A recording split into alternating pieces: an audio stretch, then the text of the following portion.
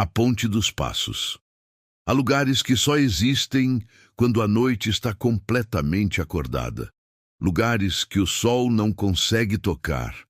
E um deles fica no meio de uma estrada de terra esquecida entre as montanhas, onde o nevoeiro parece ter vontade própria, e o vento sopra nomes que ninguém mais usa. É lá que dizem estar a Ponte dos Passos, uma velha estrutura de madeira coberta de musgo e cercada por árvores que não se mexem mesmo quando o vento sopra forte. Ninguém sabe quem a construiu nem quando, apenas que ela não aparece durante o dia e que só se revela a quem está perdido demais para voltar. Os moradores mais antigos contam que a ponte aparece quando alguém precisa atravessar algo mais do que um rio. Dizem que ela sente o peso da culpa, do arrependimento e do medo, e que quanto mais pesado o coração, mais longa ela fica. Ninguém a cruza duas vezes, porque quem volta nunca encontra o mesmo caminho. E quem tenta lembrar dela acorda com marcas de lama nos pés e o som de passos atrás de si, como se o eco da travessia tivesse decidido segui-lo. Mateus ouviu falar da ponte pela primeira vez quando era criança. Nas histórias que o avô contava nas noites de chuva, o velho dizia que a ponte era viva e que se você tentasse correr, ela correria também. Mas o menino não acreditava, até o dia em que cresceu e teve de lidar com a própria sombra, depois do acidente que tirou a vida de sua irmã mais nova. Ele passou a viver com um vazio que nenhuma estrada parecia preencher. Dirigia sem destino, só para escapar dos pensamentos. Até que uma noite, depois de horas dirigindo por uma estrada que o GPS não reconhecia, viu um nevoeiro se erguer diante dos faróis, e no meio da neblina, uma silhueta de madeira se desenhar. Ele parou, o carro desceu e viu a ponte diante de si, longa, úmida, coberta de folhas. Parecia abandonada há décadas, mas o som da água correndo por baixo era tão profundo que parecia vir de dentro dele. Respirou fundo e começou a caminhar. Cada passo fazia a madeira ranger um som seco, como ossos se movendo, e à medida que avançava, o vento cessava. O mundo inteiro parecia prender o fôlego, até que depois de alguns metros, ouviu um som atrás dele, passos leves sincronizados perfeitamente iguais aos dele. Parou, o som parou, deu mais um passo, o som voltou, idêntico, sem atraso, como um reflexo sonoro.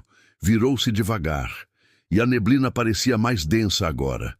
Não dava para ver o início da ponte. Apenas um cinza espesso que engolia tudo. Gritou um: "Tem alguém aí?" Mas a única resposta foi o som dos próprios passos, repetidos logo depois, não ecoando, mas respondendo, como se outra pessoa estivesse ali, imitando cada movimento. O medo começou a subir pela garganta.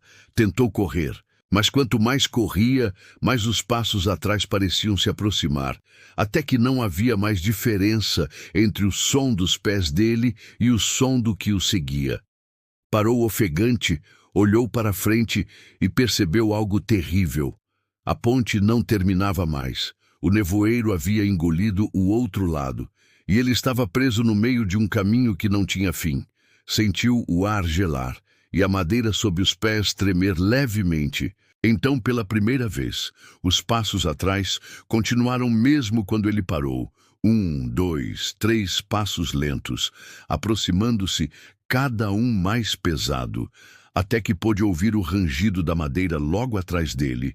Virou-se devagar e viu uma figura se materializando na neblina, à mesma altura que ele, os mesmos ombros, o mesmo contorno do rosto, como se estivesse olhando para um reflexo distorcido no vidro da água.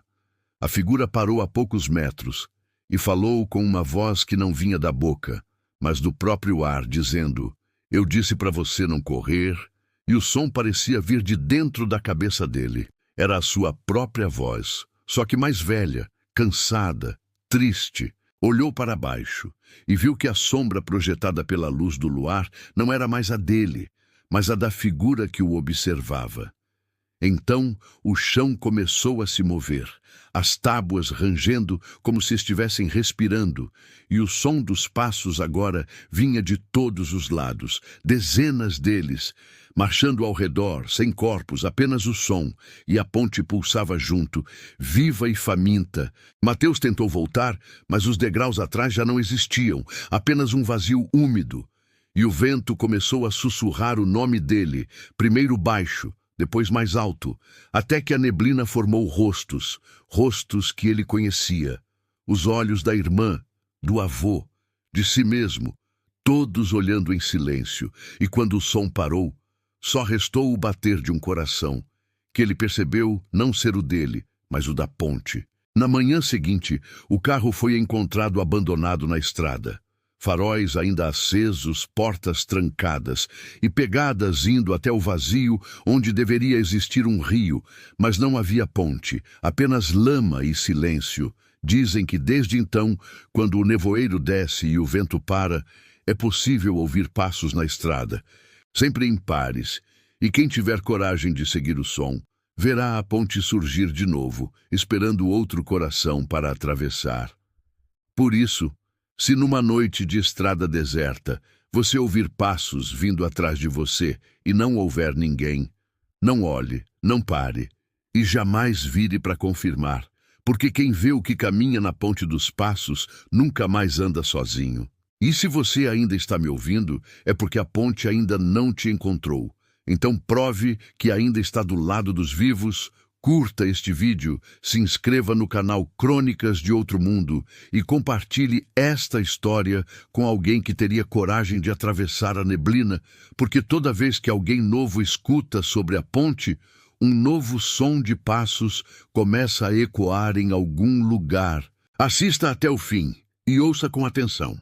Talvez você perceba que há algo caminhando junto com você. Curta o vídeo, inscreva-se no canal Crônicas de Outro Mundo e compartilhe esta história com alguém que teria coragem de atravessar a ponte. Gostaria de deixar um abraço para uma querida ouvinte, Rosiane. Não deixe de curtir e acompanhar nosso canal. Abraço.